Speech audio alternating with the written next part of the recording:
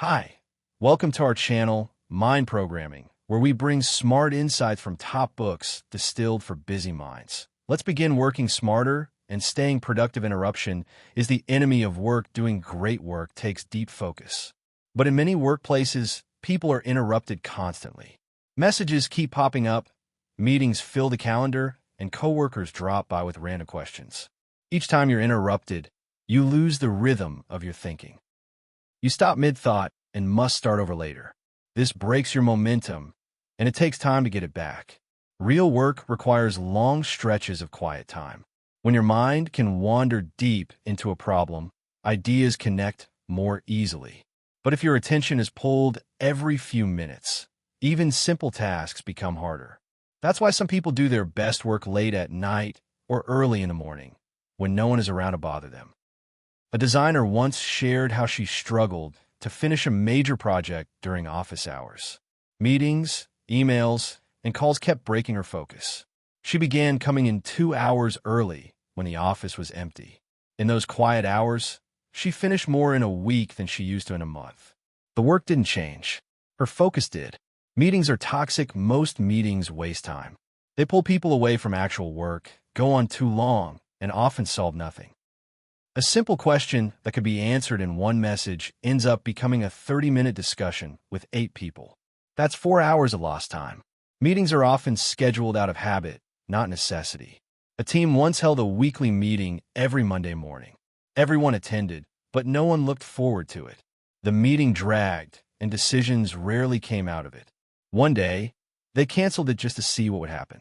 Nothing broke. In fact, people felt freer and more focused. Instead of wasting an hour talking about work, they spent it doing the work. You don't need a meeting for every decision.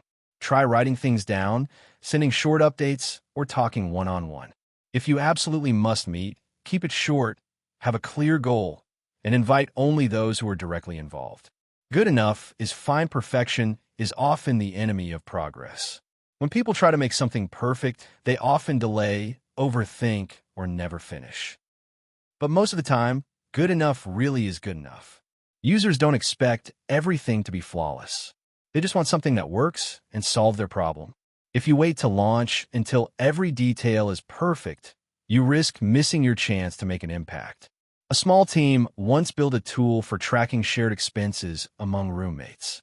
They released it with only the most basic functions, just enough to split bills and see who owed what. It wasn't pretty, and it didn't do everything.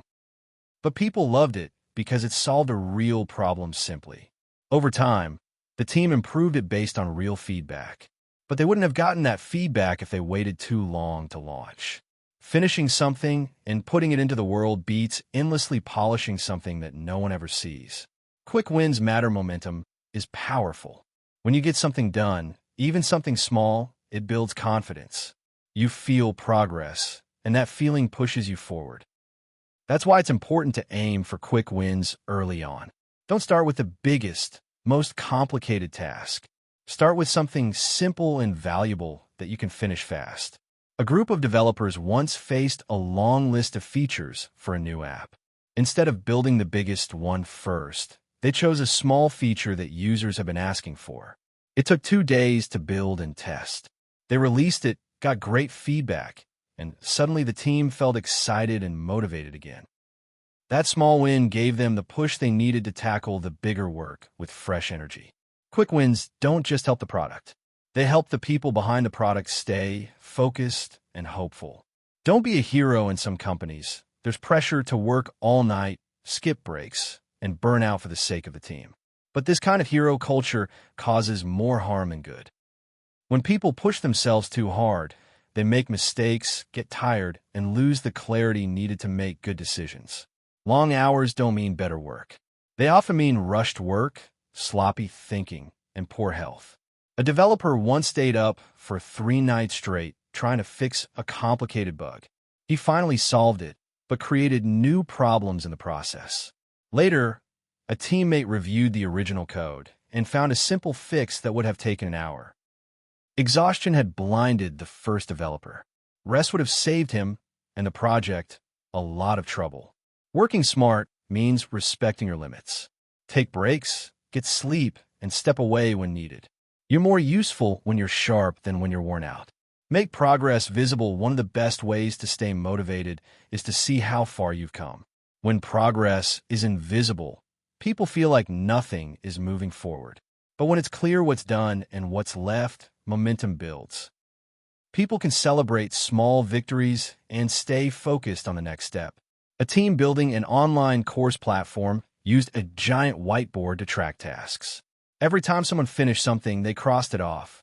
The growing list of completed work gave everyone a sense of accomplishment.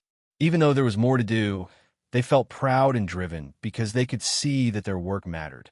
Whether it's a list, a board, or a shared doc, make your progress easy to see. It encourages the team and gives everyone a sense of purpose. Thank you for listening, and please like the video and subscribe for more great upcoming content that will put you in top 1% people in the world.